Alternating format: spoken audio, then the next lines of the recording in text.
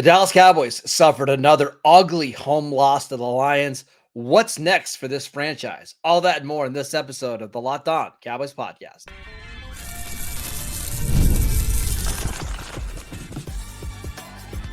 You are Locked On Cowboys, your daily Dallas Cowboys podcast. Part of the Locked On Podcast Network, your team every day. Welcome back to the Locked On Cowboys podcast, part of the Locked On Podcast Network, your team every day. We'd like to thank you for making us your first listen of the day. Today's episode is brought to you by PrizePicks.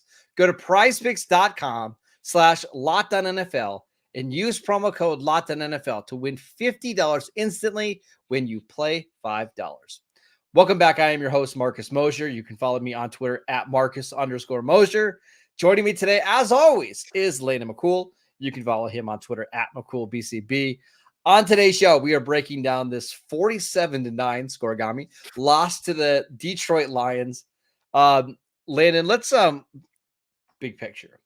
Where do the Cowboys go from here? Because this one, of all their losses this year, this one felt the worst. Hopefully up is where they go from here. Hopefully. Yeah, I mean, obviously, look, I mean, I think we all anticipated a very tough game for the Cowboys. I think we spoke all week about the kind of uphill climb that the defense was going to have due to all of the injuries. And I think you and I specifically went out of our way to point out the fact that we felt like the offense needed to step up and, play complementary football to help this defense out because it was going to be overmatched. The fates of the injury gods have made it so at this point, right? So you really needed to have your offense step in here and take, shield the defense from, the blunt force of what the Detroit offensive line was going to unleash upon them, right? And you didn't get that at all. And I think the fact that you didn't get that at all again, and just another situation in which you needed your offense to start early. You needed your offense to get points on the board, and it couldn't do either. The fact that they couldn't even come into finish this game with a single touchdown when you needed points to win the game. I think it's more than just this game that this kind of points to. It does point to a larger issue of just an inability to put points on the board, an inability to kind of consistently move the ball when you need to, an inability to play an aggressive brand of football when your defense is depleted and you really don't have another kind of path to victory in this game. It points to just a failure on the coaching level, a failure on the player performance level. I can look at what happened on defense and kind of excuse at least tonight's game.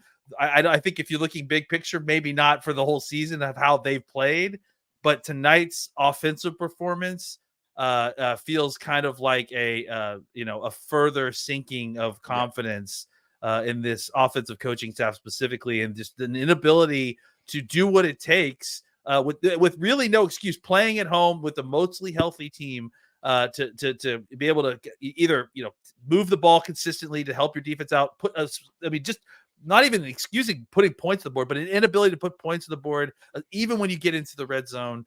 I think if you're asking for where does this team go from here, they have to make serious changes to right the ship on offense and to get some more consistency on defense. I think you're looking at a spot where even the question that we had going into the season of can this team advance? Can this team take the next step? I'm not even sure that this team can get to where they were last year. So I think that, it's time. I think a lot of people are talking about looking at the mirror. I think it's time for everyone to take a hard look in the mirror of what this team is right now. Yeah, so we're 6 games through. The Cowboys still have 11 more this season. A lot can change. When you get Micah Parsons back and Deron Bland, who knows what this team is going to look like. Mm-hmm. But I watched a lot of football today, Landon, and I don't want to overreact to one game because the Cowboys are clearly better than the team that they showed today. I don't think they're a playoff team. I think when you look at their roster, you look at their playing style, you look at some of the other teams in the NFC, I don't know if they're a playoff team. Now, I know the NFC East is going to have to take one, right? And maybe it's Washington, maybe it is Dallas, maybe it's Philadelphia. I just don't think they're one of the top 7 teams in the NFC right now. I think what it is to me is that I do think that this team is going to get better. Like that's still not. I mean, honestly, this isn't far off from the mark that we set of where we wanted to be going into the bye. We talked about wanting to be 500 going into the Yeah. bye, right? And like, so they're there. They did that, but I think what this has done is really shown us a ceiling to where this team can be. Yeah. And This is not a Super Bowl caliber team. yeah, this is to me. This doesn't look like a team, or at least this year's version has not shown us anything so far that makes me think that this is, a Super Bowl caliber team. I don't think we're hoping that this team, this caliber team, could even make the playoffs. I think they have. It'd be one thing if you have to kind of just solve a couple things on one side of the ball, but there are pretty major glaring issues on both sides of the ball now Yeah. that don't just include injury.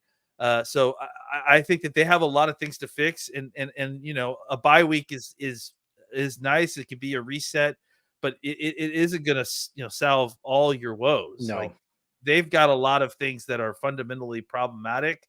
Maybe you could trade some things with a trade, or make some changes, but like, even some of the things that people have been prescribing, firing the coach or moving on from all that kind of stuff, like, that's not a prescription for trying to win this season. No. So I think this team has just really got to figure out exactly if this team is even in striking distance to make this worthy, or if it's time to like maybe make a change kind of near the top at the coach and just get yourself in a position to start fresh next season. Because I do think there is a chance to turn this around, but we got to get on the other side of the bye and start seeing something. And if we don't, I think it's time to like start making preparations for the fact that you're not a playoff team, and that this season is kind of a lost season. So there's no doubt the Cowboys have more injuries now than they've had really at any point over the last 3 years, right? Like, the Cowboys have been relatively healthy during the 21 to 23 stretch. They're banged up now, but they also just lack talent compared to those teams. Like, not necessarily like high-end talent, Landon, but like, feels like they're missing 4 to 5 quality players as like backups. Like, they're missing the Dorrance Armstrong types, like the guys that can just come in, give you quality play at multiple different positions. And it shows in games like this because, they were getting blown off the ball on defense. They had guys missing tackles. Their safeties were taking bad angles. On offense, you don't have a running back. You don't have a guy that can create separation. Your tight end has regressed. Like, it just feels like this team is nowhere near as talented as the last 3 iterations of it. Well, look, not to pull this too far back, but look, just look at what the Cowboys had walk out the door last year. Maybe it wasn't a ton of super high end talent, but that draft class where they got a ton of different players all throughout it. And for them to kind of have a lot of these players, the sort of middle class of this defense and certain part of this offense to kind of walk out, and they've been trying to refill it with younger players. And I think the issue is then some of those players have taken a little bit longer to kind of develop. There's been injuries to some of those younger players. And I think when you, especially at the defensive end position, which is such a key position, it's like you can only kind of patch that up for so long. Yeah. But it takes kind of a monumental effort to do so. And I think that you required a kind of superhuman performance from your offense to win this game. This is a good football team, very good football team. Yeah. And they came in here with a chip on their shoulder about the way things happened last year. And if you're going to go against all of that kind of, force that's flying in the face of your victory, right? You have to, the best parts of your team, the parts of your team that can play winning football, that has to be, which is your offense right now, because that's the only part that isn't physically beat up. They have to kind of pick up the slack and find a way to overcome. And your defense has done that for you at different points this year. Your offense has to be the one to do that every once in a while. And it just felt like, even after last week where you saw Dak and this offense kind of bring this team back and find a way to score points at the end of the game, they never were able to kind of fully get in sync. Frankly, the best part of this offense may have been those early drives at the very beginning of the game. And then the early part of when Cooper Rush came in, frankly. So, however, they got a lot of penalties, right? Now, yeah, most of them were deserved, right? Their first play of the game was also a pass that could have been intercepted that got knocked up in the air that Rico yeah, Dowdle ran for like 30 yards. Like, they were moving the ball, but man, it took a lot of that's mistakes from true. Detroit's side of things just to get him down there. That's true. Especially on that first drive, right? Like, yeah. Yeah. So, yeah, I mean, I think, and look, I mean, it's not like they ended up perfect either. I mean, Dak ended up throwing an interception. They ended up kicking a field goal in the first drive. So look, I mean, like they at least they were getting across the 50, because I'm pretty sure that after their first 3 drives until the second half, they didn't get the ball across the 50-yard line on like 4 consecutive drives. So, yeah, it just started to really deteriorate, from not good. It started at not good, and then it got worse from there as the first half went on. All right. So I want to talk about making a coaching change later on in the week because we've got so much to talk about for the game. Yeah. Let's just stick to the game. I want to talk about the Cowboys defense because they allowed the Lions to score points in their first 9 possessions of this game. What went wrong? We'll discuss that next. This episode is brought to you by Hims.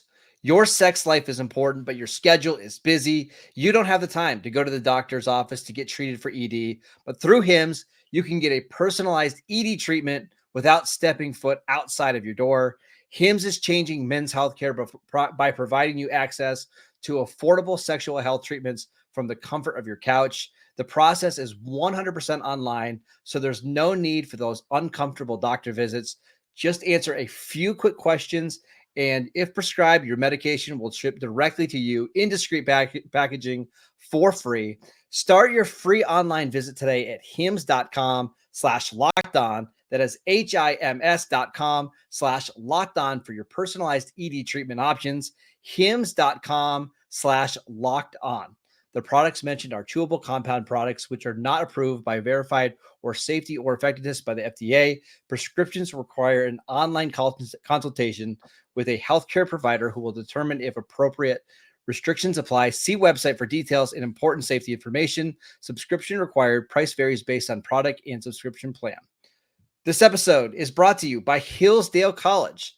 Time is our most precious commodity, so don't waste it scrolling through the same mind-numbing content for hours and hours and hours. How can you spend it wisely to improve yourself?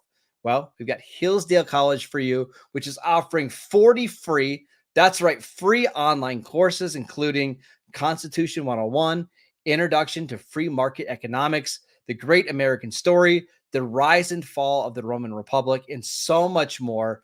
I'm taking a couple classes right now. It's so easy. You can pull them up on your phone, watch them whenever you want. All of Hillsdale's courses are self-paced so that you can start whenever and tune in whenever. Plus, you can go deeper with reading, quizzes, and discussions, or just enjoy the free lectures. Go right now to hillsdale.edu/lockedon to enroll. There's no cost, and it's easy to get started. That is hillsdale.edu/lockedon to register. hillsdale.edu/lockedon.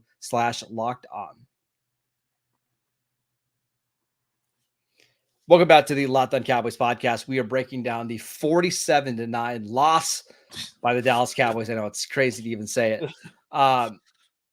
Let's start with the defense because, I mean, they were really the story of this game. 9 straight possessions that the Lions scored on. I joked before the Lions even took the field. I was asking people on Twitter, at what point in the game will the Cowboys get their first stop? And by stop, I meant just a punt or a turnover. It was at the 4:26 mark in the fourth quarter that the Cowboys got their first stop. So we knew it would be rough. Was it as bad as you expected? Yeah. I mean, was the defense as bad as I expected? The defense was as bad as I expected, yes. Because I anticipated with all these injuries and especially once we learned that Bland wasn't playing, Carson wasn't playing, that's some pretty serious hits to your cornerback depth, obviously.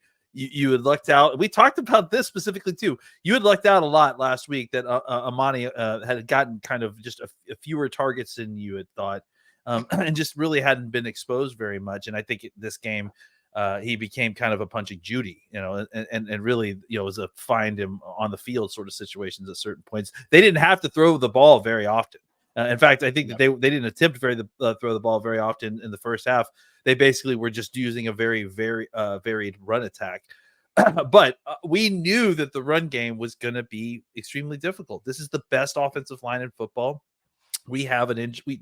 We don't need to go over the injuries again. We're very beat up, and you needed your interior defensive line to have either the best game they've ever had, or your linebackers to run blitz a lot on early downs to try to keep this thing in house, or and some I luck. think or some luck, tip passes and drops and that kind of stuff. And it felt like, there were certain points they were able to get a stop. It wasn't a lot, but it wasn't often. But there were times that they were able to get off the field and not, give up a touchdown every single time.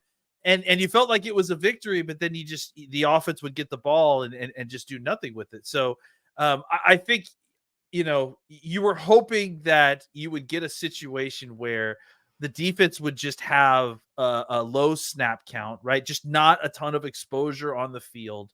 And they would find a way to sell out, on early downs to be able to keep them into situations where third down was a difficult passing situation. And you forced Jared Goff, to throw the ball under duress. They weren't able to kind of create that situation early in the game. They weren't even really able to, on obvious passing downs, to create enough pressure for Jared Goff. I mean, it was exactly what we described, the sort of 7-on-7 passing attack that we were concerned about.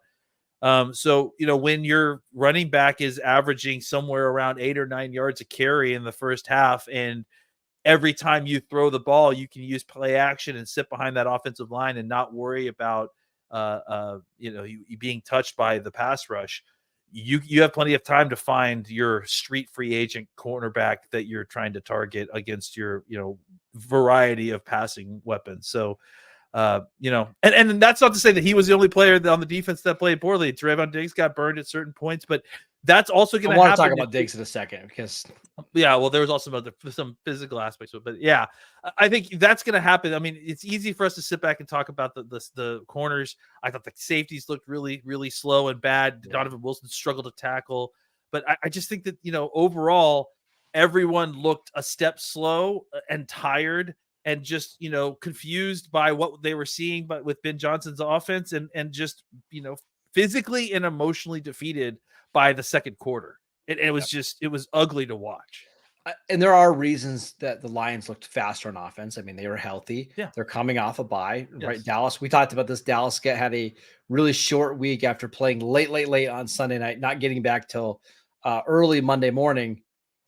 But that doesn't excuse some of the effort stuff. I mean, you saw in this game, I'm going to pick on Trevon Diggs a little bit. I mean, some of the tackling and not even tackling, just I don't want to get in the way here, was really rough on Diggs. Some of the linebackers you saw, just guys bouncing off of them. Yes. It was I know the Lions are a really good offense, but one of the things you can control, even if you're not a super talented player, is you can control your effort.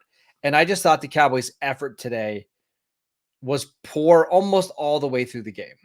Yeah, I mean, I think effort is kind of part of the name of the game, right? I think by the second quarter, like I mentioned, the effort level was just non-existent. I mean, I don't remember exactly where it was in the game, but at some point they put a graphic on the screen that the Cowboys had missed 15 tackles at that point. I think it was late in the third quarter. So, yeah, and I think you can, we knew that this was going to be a problem. I think that this was a personnel matchup problem because of the injuries that we've discussed this last week. There was a personnel matchup problem. Even if we did, I mean, let's be honest, even if we didn't have those players, even if we did have those players on the field, there would have been a personnel matchup problem for the Cowboys, especially versus the run. It would have been a very difficult game with all the injuries that the Cowboys did sustain. It was almost impossible. And that's why we prescribed the offense having to kind of pick up the ball and help you out a little bit because you didn't have the personnel to necessarily keep up in a situation where the Lions were able to play in a neutral game script. And basically, they were able to do whatever they want. Like I said, it was almost like the Saints game all over again in the sense that they were able to run the ball so much that they didn't have to throw the ball. So that really made it difficult. And without forcing them into passing situations and blitzing them, you're not ever going to get them off the ball. No. You get them off the field, and you're just basically exposing your defense to long drive after long drive, which was all of them ending in points. So the last game that the Lions played, they played Seattle, and Seattle was without 4 of their top 5 defensive linemen, right? So Seattle go into that game having some major issues on their defense, and the Lions scored 42 points, right? Jared Goff had a perfect 18 of 18. So that happens, right? I think Detroit's going to do that to a lot of teams this year. Sure. Once we get later on in the year, they're going to do that. It wasn't shocking. It wasn't shocking. Not shocking. Happened. Let's put it that way at all. This is why we come back to the offense. Seattle's offense put up 29 points in that game, and they were competitive right down to the last couple drives of that game because the offense was able to overcome this. Again, if you're doing a pie chart, right, obviously the defense is going to get most of the blame, but you need your offense to play better in these games to at least give you a chance. And they didn't, right? The first 4 possessions of the game, the Cowboys had 3 points. You have no chance to win that game. None. Like in fact, I could have told you after Dak threw the interception, it felt like the game was over. Oh yeah, the defense didn't play well. I think that's all. But we expected the defense not to play well. The offense had no excuses. It was at home. It was healthy. For the most part, obviously, we got late last minute word about the offensive line change up. I mean, I don't know how much that change up helped. I mean, it felt like ultimately what you did is you weakened your offensive interior, which really was maybe just as much the problem as the exterior offensive line. So, I think, and that's why again we put all that weight on them, and I felt like after that first drive, which you felt like was mostly luck, that they were going to kind of work it out and get it together. And that's why that interception was so devastating, because that was an opportunity, the only opportunity really to kind of get a chance to get a lead in this game, maybe put the Lions on their back heels a little bit, get a little bit better control on being able to dictate the terms on defense. But that just didn't happen after the interception. It obviously changed the tone even further. The Cowboys are actually lucky that it didn't get out of hand a lot earlier. Sooner after that. I mean, things could have gotten a lot worse, but a couple things bounced their way, which will really only delay the inevitable as they weren't able to, ultimately stop the Lions. And the Cowboys offense even regressed further from where it was, as they were unable to cross the 50 until I think middle of the third quarter for the next time. All right, I want to talk about Dak Prescott because he did not play well on Sunday. Let's discuss his performance next. This episode is brought to you by PrizePicks.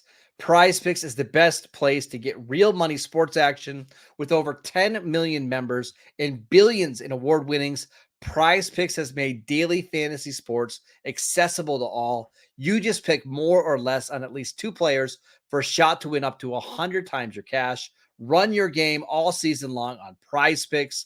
Again, you can win up to 100 times your money on PrizePicks with as little as 4 correct picks.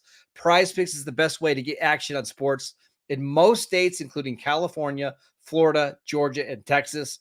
PrizePicks is the only real money daily fantasy sports platform with an injury insurance policy, so your lineups stay in play even if one of your players gets injured. If your player leaves in the first half and doesn't return, PrizePicks keeps your lineup alive. Sign up today and get $50 instantly when you play $5. You don't even need to win to receive the $50 bonus. It's guaranteed. PrizePicks.com, or go download the app today and use promo code LOCKEDONNFL to get $50 instantly after you play your first $5 lineup. That is promo code LOCKEDON to get $50 instantly.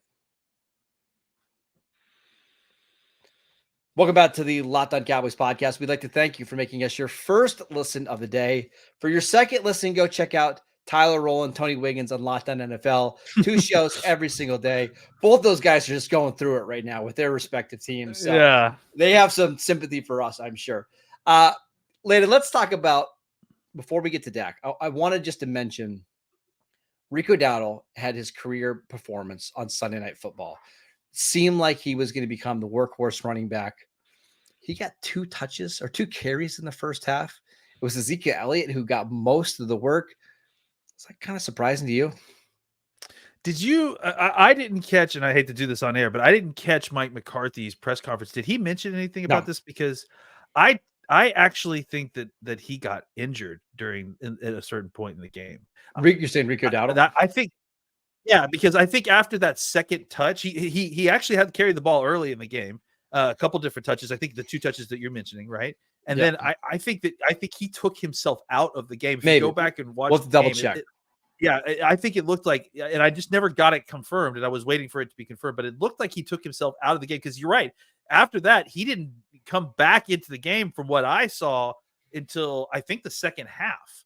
It was, I don't think it was necessarily by design, but if it was by design, I don't understand it. It doesn't make sense. It does feel like a regression back to something that doesn't make sense. And they were trending in the correct direction in the way they were using the running backs. If it's a situation where he got hurt and he had to take himself out of the game, like, that's another thing. But if this is a situation where this was the rotation and they gave Rico like 2 early carries and then took him out and had Zeke carry it for the rest of the half, that doesn't make a ton of sense to me. And I think it certainly is just another kind of schematic strike against the way that this offensive coaching staff assembled a game plan for this game. So we'll check in on that later, but let's go to Dak. I think this is the worst game that Dak's played all year. He looked jittery early in the game. I mean, obviously he was getting hit like crazy, so the offensive line wasn't good. The red zone interception after having 2 turnovers there last week was awful. Yes. What's going on?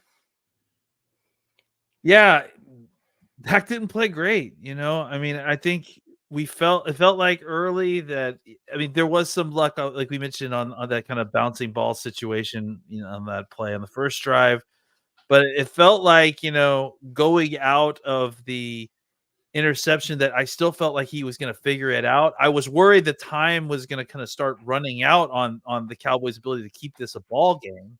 But it got worse. They regressed and they weren't able to move the ball, and it just, they did, I think they did, if I'm not mistaken, like, 3 and outs in a row or something like that. It just, and as like I said, the Cowboys are lucky that the game didn't get more out of hand earlier because of the expectation of what we had for this defense. So, I understand that there's times when we talk about it feels like Dak's under weaponized, and it doesn't feel like he's being done any favors by the play callers, and at times obviously the shifting offensive line situation that happened today, but also Dak didn't play well. Like all those things, and Dak didn't play well, and I think that that's something that we have to realize, is that the red zone issues are issues. It's not just isolated. It's becoming a thing. I think Dak's having a hard time finding guys open without having to force situations, and I think that he's feeling like he has to play hero ball, and when he feels that way, sometimes you get good results, but sometimes you don't. Sometimes you get pressing Dak. You get Dak throwing to CeeDee Lamb in double coverage when you see that one of his guys, that the guy that eventually makes the interception, is falling off a wide open receiver in the flat, who you can easily just swing the ball out, get 6 or 7 yards, and live for another down to try to score.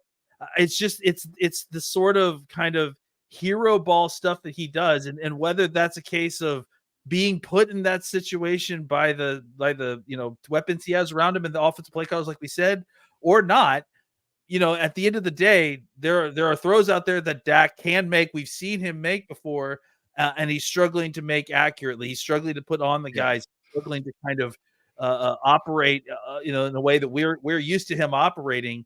And at a certain point, like, the kind of rust stuff has got to fall off, because he's just simply doesn't seem in sync with the receivers in the timing of the routes with this offense. So we can have a conversation. Maybe we will later in the week about the weapons, because you and I were talking pre-show where if you stack up the other NFC teams, like the NFC contenders and Dallas, the Cowboys just clearly are at a deficit at wide receiver. I think I have ideas of how they can get better there, but we'll talk about that later. I want to just talk about Dak, Yeah. who I just don't think is seeing the field very well right now. Like, I'm going to go back to the very first play of the game. They double Jake Ferguson, and he still throws the ball to there. Like, it's been a long time since I've seen him be this confused on stuff, right? Like, Brian Branch is confusing him, Deshaun Elliott's confusing him. Like, this stuff just didn't happen with Dak over the last couple of years. And a lot of his interceptions, like in that 2022 season, were fluky, right? Like ones that would Yeah. bounce off Noah Brown's hands and Yeah. not really Dak interceptions. That's not the case this year. Like, these are Dak interceptions where he's just not seeing the field right. I have faith that Dak will get it corrected. My issue is I hope it's not too late. Yeah, I'm wondering if, and this is a real just shot in the dark. I mean, obviously, we're all kind of processing this as we're going.